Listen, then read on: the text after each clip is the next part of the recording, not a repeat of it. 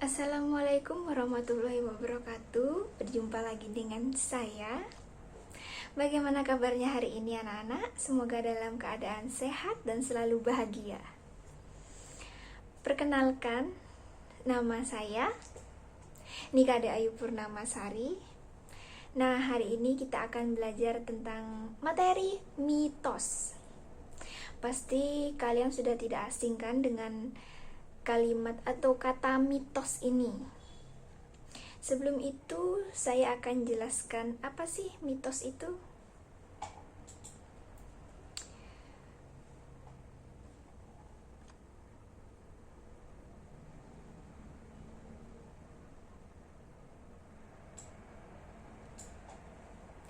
Di sini saya akan jelaskan mitos. Mitos merupakan cerita prosa rakyat yang bercerita suatu kisah yang mempunyai latar belakang di masa lampau. Berisikan penafsiran mengenai alam semesta dan adanya makhluk di dalamnya, serta dipercaya benar terjadi oleh orang yang menganutnya atau sang empunya. Jadi mitos ini bisa dibilang itu hanya cerita, dan ini belum benar atau belum dapat dibilang fakta. Jadi mitos itu hanya cerita dari orang-orang atau rakyat yang mempunyai latar belakang di masa lampaunya atau mempunyai cerita di masa lampaunya. Di sini yang selanjutnya, ciri-ciri mitos. Yang pertama ada distorsif. Distorsif adalah kaitan antara form dan konsep, menjadikan makna pada sistem tingkat pertama bukan lagi merupakan makna yang menunjukkan pada fakta. Yang dimaksudkan di sini menjadikan makna pada sistem tingkat pertama bukan lagi merupakan makna yang menunjukkan pada fakta. Jadi di sini ciri-ciri mitos yang pertama distorsif ini,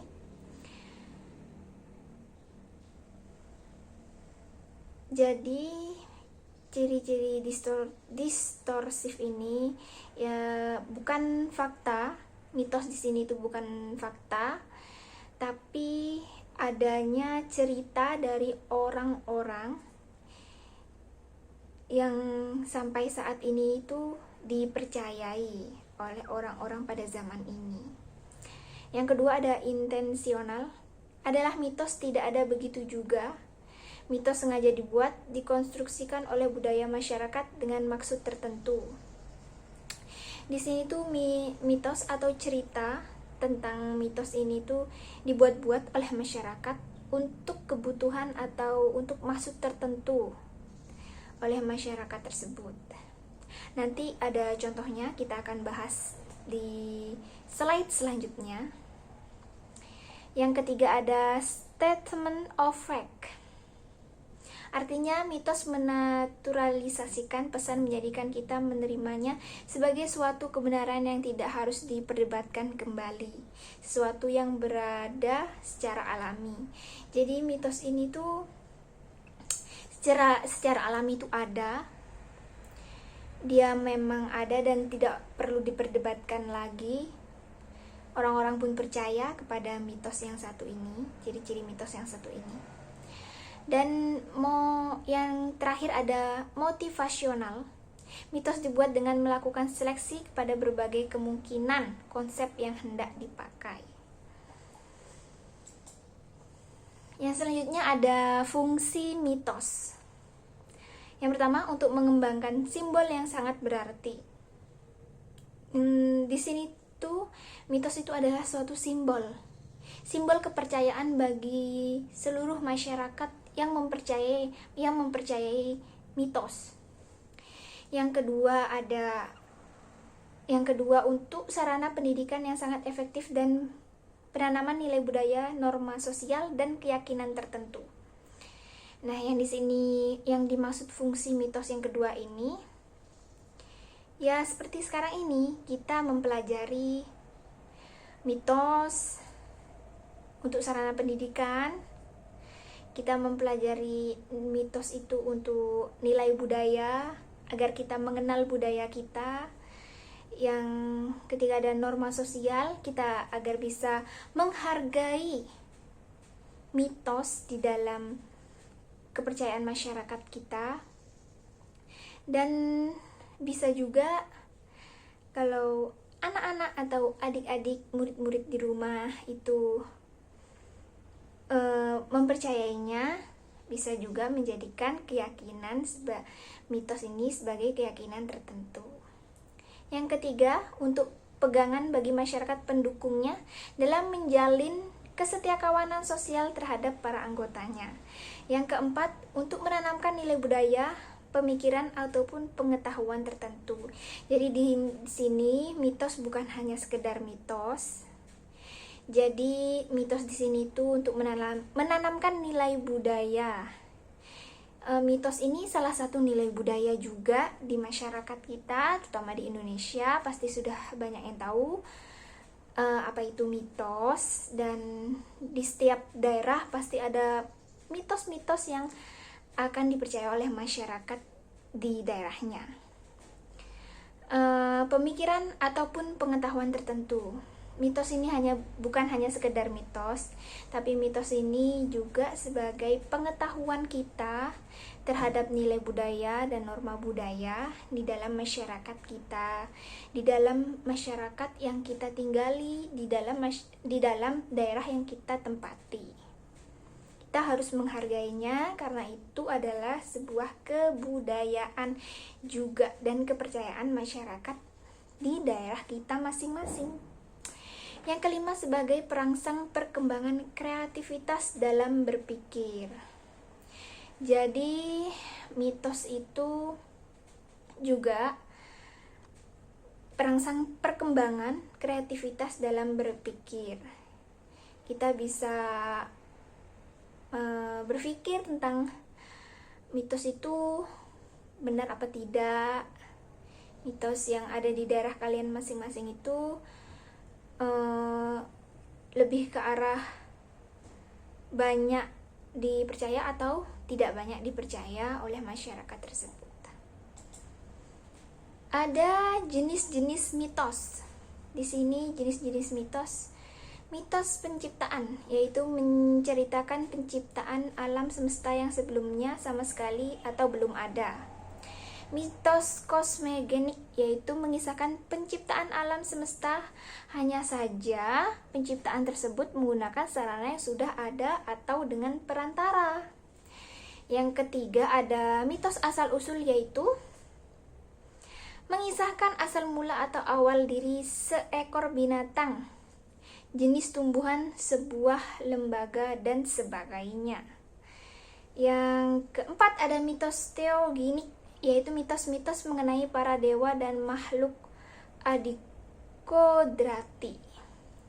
Seperti di Bali ada mitos-mitos mengenai para dewa, itu adalah namanya itu jenis mitos teogenik. Yang kelima ada mitos antropogenik, yaitu berkaitan dengan terjadinya manusia. Yang terakhir ada mitos yang berkaitan dengan transformasi, yaitu menceritakan perubahan-perubahan keadaan manusia dan dunia di kemudian hari atau di masa depan. Nah, ini ada contoh mitos. Yang pertama, cerita terjadinya mado-mado atau marga di Nias, Sumatera Utara. Ini adalah mitos tentang dongeng-dongeng atau cerita-cerita rakyat. Yang kedua ada cerita barong di Bali. Dan yang ketiga ada cerita pemindahan Gunung Suci Mahameru di India oleh para dewa. Yang keempat ada cerita Nyai Roro Kidul, Ratu Laut Selatan. Pasti yang pernah ke pantai selatan, ada mitos-mitos kalau ke sana tidak boleh memakai baju warna hijau, merah, dan sebagainya. Yang kelima ada cerita Joko Tarub, pasti adik-adik atau anak-anak di rumah itu pasti sudah pernah membaca cerita rakyat Joko Tarub, ya kan? Yang keenam ada cerita Dewi Nawang Wulan. Ini juga pasti tidak asing di telinga murid-murid semuanya. Dan contoh lainnya, ini pasti salah satunya ada di daerah kalian masing-masing dan dipercaya oleh orang-orang atau warga-warga di sana, bahkan orang tua kalian sendiri pasti akan mempercayai mitos ini. Yang pertama, tertimpa cicak tandanya sial, akan ada kerabat atau orang yang tinggal serumah mengalami hal yang buruk. Jadi dipercayai bahwa cicak merupakan tanda sial. Jika kejatuhan cicak akan dapat nasib buruk, entah untuk orang terdekat atau untuk kerabat-kerabat jauh. Yang kedua ada wanita tidak boleh duduk di depan pintu, pamali, sulit mendapatkan jodoh. Maksudnya di sini tuh tidak boleh duduk di depan pintu itu tidak akan mendapatkan jodoh, atau pintu jodohnya itu kamu halangi sendiri begitu. Tapi yang dimaksud di sini mungkin orang-orang sana tidak boleh duduk di depan pintu karena di situ akan menghalangi orang yang akan keluar masuk. Jadi kita tidak boleh duduk di depan pintu, akan menyulitkan orang yang keluar masuk, apalagi suasananya ramai. Dan yang ketiga, jangan bersiul pada malam hari karena mengundang setan. Di sini pasti ada yang sudah pernah mendengar atau sudah pernah melakukan terus ditegur oleh orang tuanya. Jangan bersiul pada malam hari. Yang dimaksudkan di sini jangan bersiul pada malam hari itu, di sini pada malam hari waktunya istirahat, dan jangan menimbulkan suara-suara yang akan mengganggu orang-orang untuk beristirahat. Di sini mungkin itu maksudnya. Dan yang terakhir ada yang keempat, memakai payung di dalam rumah berarti sial. Sial bagi diri sendiri. Yang dimaksud di sini jangan memakai payung di dalam rumah itu mungkin maksudnya orang-orang tua atau orang-orang yang mempercayainya jangan memakai payung di dalam rumah.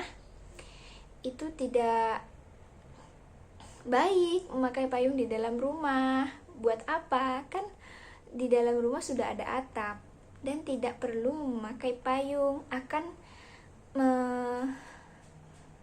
membuat celaka orang yang ada di dalam rumah tersebut, kena payungnya, kena senggol dan sebagainya. Di sini ada beberapa alasan mengapa manusia mudah menerima mitos.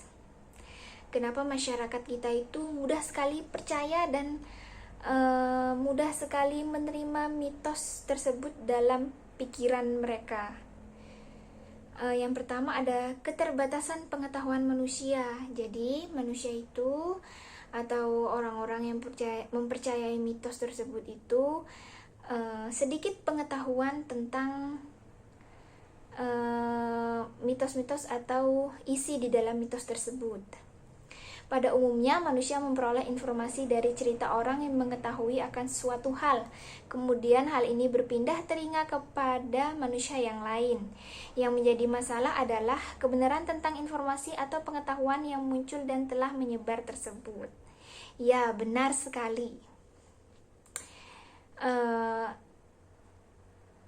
Orang satu ke orang yang lainnya itu mendapat informasi, dan orang lainnya itu akan menceritakan kembali ke orang dan orang lainnya. Maka mitos menjadi makanan, menjadi konsumsi bagi masyarakat yang mendengar atau yang mendapatkan informasi tersebut. Jadi, sedikit pengetahuannya, jika orang itu percaya, maka orang itu kemungkinan pengetahuannya kurang. Yang kedua, ada keterbatasan manusia dalam menalarkan sesuatu. Ini dikarenakan kemampuan berpikir manusia pada saat itu masih latih, sehingga pemikiran yang dihasilkan dapat benar dan dapat pula salah. Yang ketiga, ada keingetahuan manusia yang telah terpenuhi untuk sementara, mengandung pengertian bahwa ketika manusia telah mampu menalarkan sedikit hal yang ada dalam pikirannya, maka disitulah letak kepuasan manusia yang diterimanya secara intuisi. Yang terakhir, ada keterbatasan alat indera manusia.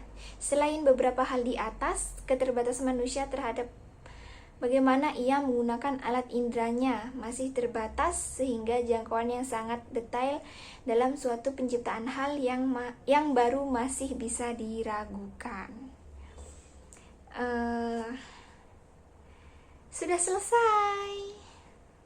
Sudah selesai materi tentang mitos hari ini. Semoga murid-murid, anak-anak di rumah atau dimanapun kalian berada dapat memahaminya.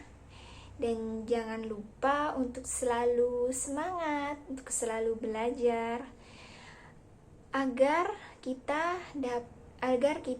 banyak pengetahuannya. Nah, sekian materi untuk hari ini. Semoga kita dapat berjumpa di lain waktu dengan materi-materi yang baru. Terima kasih. Wassalamualaikum warahmatullahi wabarakatuh.